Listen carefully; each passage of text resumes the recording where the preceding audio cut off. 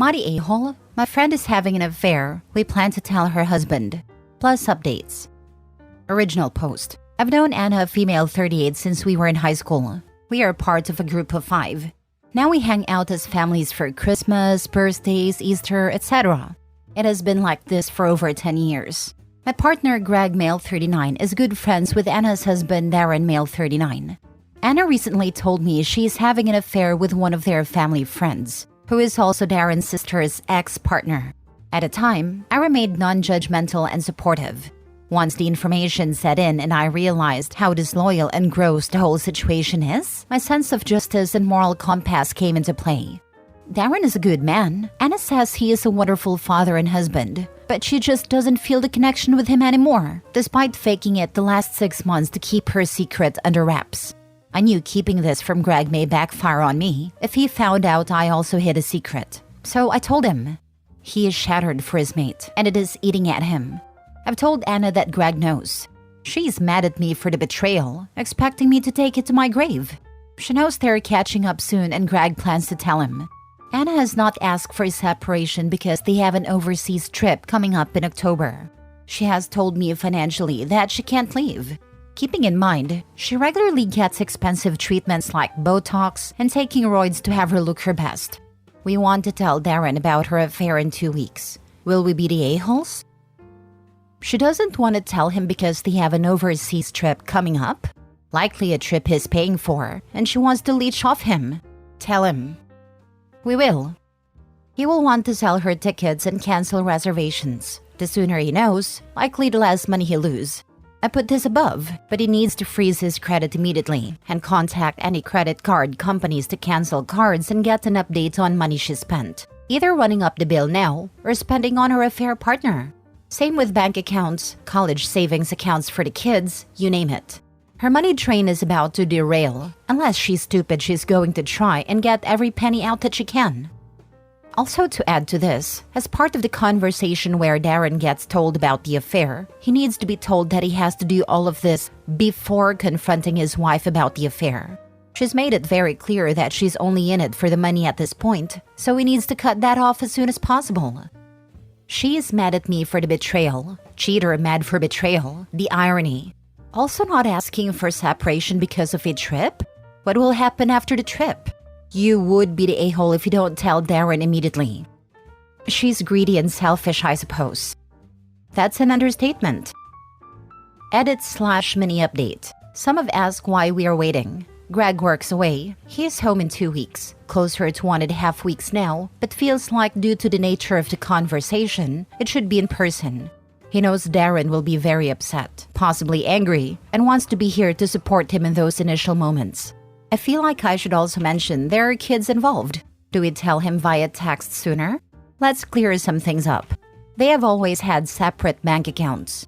They do not join money, and ever have specifically because of how she spends money. They both work and put in a percentage of how much they earn into the home. She does not have access to his money and will not be able to clean it out in the 2 weeks. I know for a fact he keeps a very close eye on the credit cards. While we were away and she was buying unnecessary things like clothing, she made sure to use her card, not the credit. She says he will question her about it since they're trying to pay off the house and save for the trip to Bali. We are in Australia and laws are different. Things will more than likely be 50-50 financially. Greg can't quickly fly or drive back from work. It's a 13-hour drive one way and $600 plane fare. He's first in, first out, and cannot leave until R&R begins. While we all live in the same state, Australia's pretty damn big. She told me directly she would want the kids to be 50-50. Anna's never liked kids, and while she loves her own, I think the thought of having them full-time sounds like a walking nightmare to her. The person she's having an affair with has lunch with her locally sometimes while she is on lunch break from work. They have run into acquaintances multiple times. He comes for a family dinner twice a week. The kids have caught Anna sitting on his lap before, while Darren is not home. He comes over when Darren is on night shift, while the kids are in the home. Anna has apparently been able to cover up by telling the kids she does his injections and that it's private, so she administered them behind a locked door. He is also in roids and she's in hers. Darren did ask if I thought she was cheating back in January, due to her libido suddenly becoming very heightened. At the time, I thought it was because of a recent surgery she had. I don't think it will be too hard to convince him, and I'd say he has an inkling already. As Anna has said, over the past few months, he has become possessive and jealous. For obvious reasons. The family trip planned in October is with another family friend and their family for the husband's 40th birthday. They have split activities, accommodation, etc. I think. We do need to keep in mind that Darren may choose to stay and work it out. In this case, Greg and I will be put in a very awkward position and possibly be removed from the group. Which I'm okay with, but a little bit disheartened at the thought of losing people I've spent the last 20 years with. We have moved the meetup to the day Greg flies on Tuesday. If he was flying home sooner, it would have been done sooner. While it's not pleasant, I've had to sit on the info guys. By the time we confront him, I will have been told exactly 2 weeks and 3 days. Greg and I agree, in person will be best for this particular friend. Now for the full update. First and foremost, thank you for all the advice. I feel the general consensus is that we are not the a-hole. We were dreading catching up with our friend Darren, as we really did not want to be breaking news of this magnitude to him if there was an option for him to either come to the realization himself or her to come clean. Darren texted me Sunday that he had caught her. Greg and I still saw him and offered as much support as possible. She definitely watered down her BS, but Greg and I have told Darren what we know, which he said he is extremely grateful for. She did not apologize or provide reasoning, but simply packed her bag and left. The kids stayed with him at a family home. The children were distraught and Darren seems a broken man. At least now the ball is in his court, and he can see Anna for who she truly is. Darren is a mess, but has plenty of people surrounding him, including her family and friends. As for mine and Anna's friendship, I have decided I will be removing myself from it, and I'm no longer in contact with her, nor do I plan to be. I know plenty of people deemed me the a-hole for betraying a friend's trust, but was she really a friend, blaming and guilting me after making me complicit in her own deceit? I did not mention in the post that Anna had told me the following morning that it was good I knew, because now she could use me as an excuse. I don't owe loyalty to a friend like that. As for the group, I have messaged them about my stance and why I will be removing myself from Anna. Again, the ball is in their court. It's their decision if they choose to continue a relationship with her. Next story. Am I the a-hole for telling people that my wife and I are planning to get divorced? After a tumultuous year, my wife, 32 female, told me a 34 male should like to separate, and I agreed with her. She told me she wanted me out of her life as soon as possible so that she could move on. But we have a shared apartment, so she'd like me to move out full-time. For the last 6 months, I've been living sometimes in my office to give her and I some space. I always imagined that this would be temporary until we solved things, but now that we are no longer together, I don't feel bound to her anymore, and thought that I should try and do what's best for myself. That means using the kitchen, shower, and bed in our apartment. It wasn't great having to live on takeout and sleeping on a couch here in the office for months on end. She said that this gave her a lot of anxiety and that she would contact her parents, who are leasing the apartment to her, to throw me out, and that she'd say whatever it took to get them to do that. I went immediately to her parents to seek reassurances that this wouldn't happen. I later found out that this is illegal. When I showed her the law, she said my reading comprehension sucked, and that even if it was illegal, she'd just get me deported since my visa application hasn't been finalized yet. Since then, I've made arrangements to stay with my parents in the States, travel around Germany to see the friends I met there one last time, found a lawyer, tried a support group, and generally have just attempted to move on. It's been difficult though, because she keeps messaging me telling me about how she isn't feeling well, and that she secretly didn't want to divorce, but was hoping for a break so that we could see if things got better. In Germany, you need to separate for a year before beginning divorce proceedings. She is also talking now about how things might be better, but that all went out the window when she found out that I told our parents. She said that it's simultaneously her right to tell her own parents, and that I shouldn't have told mine because my father is kind of a blabbermouth.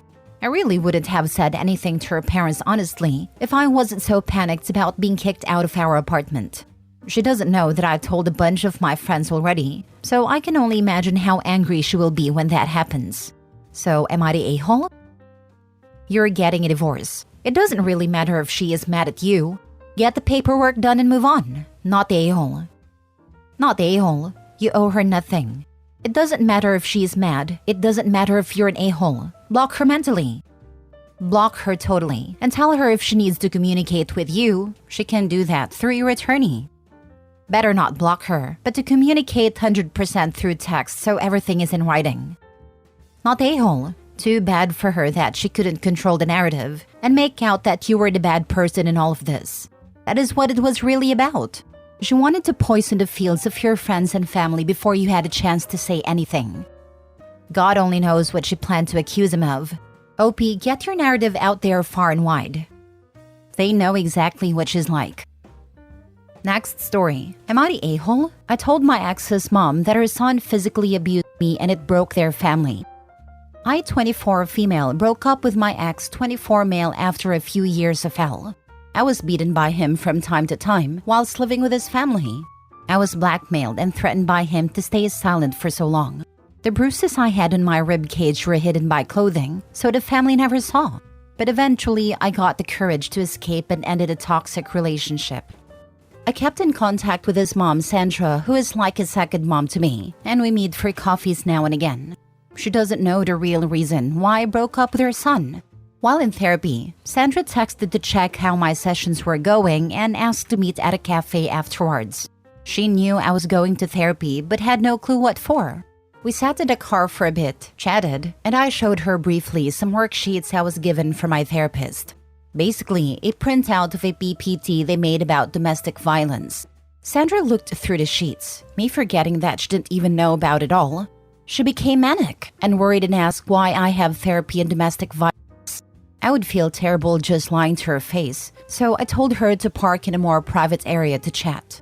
I then explained that her son physically mistreated me. She was mortified to say the least. We both ended up in tears and hugged each other.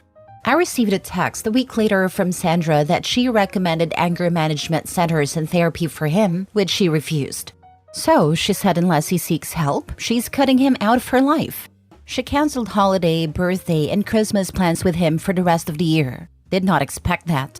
I then get told by friends that my ex has said he is self-harming now because I told his mom about the abuse.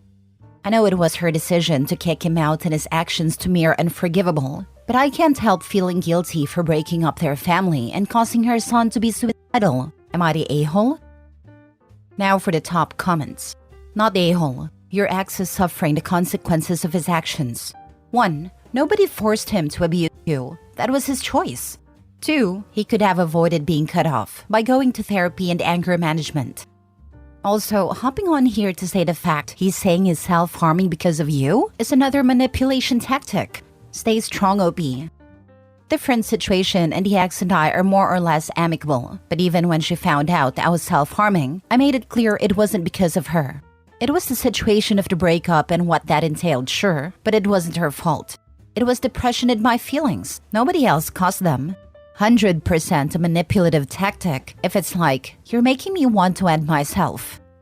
Not the a-hole. Oh, poor him. His abuse has been found out by his mom. He's not going to end himself. It's his way of trying to turn the tables and become a victim. Classic narcissist move. You did the right thing by telling the truth. Yes, the world would be a better place if we normalized the outing of perpetrators of DV, child abuse, sexual abuse. What's different here, and frankly encouraging, is that the relative of the perp didn't defend him. I mean, let's get real here. The guy should be in prison. It's kind of messed up that OP has any care whatsoever that he's currently separated from his family. That's trivial, relative to what should have happened to him, and that she's guilty about this is an indication of the screwed up dynamics around these issues. He assaulted her repeatedly. For that, he should be in prison for a long time for repeated violent felonies. Am I the only one who's worried that OP could be in danger now that he knows she told his mom? Stay safe, OP. I'm glad his mom was on your side. Funny you should say that. I am absolutely terrified of him because he lives in the same area as I do. I have actually accidentally bumped into him a couple times and have had to run away. I'm considering filing a restraining order against my ex. What do you think? Don't consider it. Do it. Contact the police and let them know your fear. Also ask your therapist if she has any ideas for how to protect yourself, especially if your ex knows where you live. You're not overreacting. Last story. Am I the a-hole for going no contact with my family after they expected me to get back with my ex and help her raise her affair baby? I am 30 male. I am not sure how to word this because I'm crushed and don't know what to do. I have been with my high school sweetheart Cassie since we were 17. My parents love her and so did I. Our parents were always asking when we would get married and give them grandchildren, and me and Cassie would say when we are financially stable. We are both doing good in our careers. My job, however, required me sometimes to leave the country. I left 7 months ago. I am due to go back this week. Except a friend of mine rang me to tell me that Cassie is 3 months pregnant. Obviously, I am not the father. I didn't believe my friend and rang up Cassie, and after pushing her, she finally broke down crying and admitted that she is pregnant and it was a drunken mistake. She said she doesn't know who the father is because it was a random guy. She said she wanted to keep the baby, and we raised the baby. I was in shock and ended the call. I texted her and said we were done. She tried to ring back, but I switched my phone off. I was on autopilot for a couple of days and just worked. Then my boss told me he had a family emergency call from my dad, and I took the call. My parents basically said that Cassie confessed to cheating, but it was a mistake and the baby needs a father. I saw red and told him if he was so worried about the baby, then he can step up and be there. We got into a heated argument and I ended the call and blocked him. My mother, him, and ex had been texting on different numbers and telling me to step up and mistakes happened. I got so frustrated that I rang them up and said that I was going no contact with them and I will be looking to applying for a visa to stay in the current country permanently. I heard my mother and ex start crying before I hung up. It's been a week now, and I have time to think about what happened and wonder if I'm the a-hole. Not the a-hole. And why the heck do so many people think a man should bite the bullet and raise some rando's kid because their wife/girlfriend/acquaintance decided to have unprotected sex with some other guy? Also, a drunken mistake. Hands up if you find your partner gone, then go get drunk and hook up. I did get drunk once and argued that our outside Christmas lights looked too much like Easter lights and would confuse the neighbors. I was told to come inside and sleep it off. Not the a-hole, and don't look back ever. Your parents are freaking a-holes for trying to step up as the father of the affair. This is a great opportunity to make everything you want. Don't throw it away. I think his parents want grandkids so bad that they lost their mind. Or one or both his parents have cheated. Why else are they pushing him to forgive? Sounds very suspicious.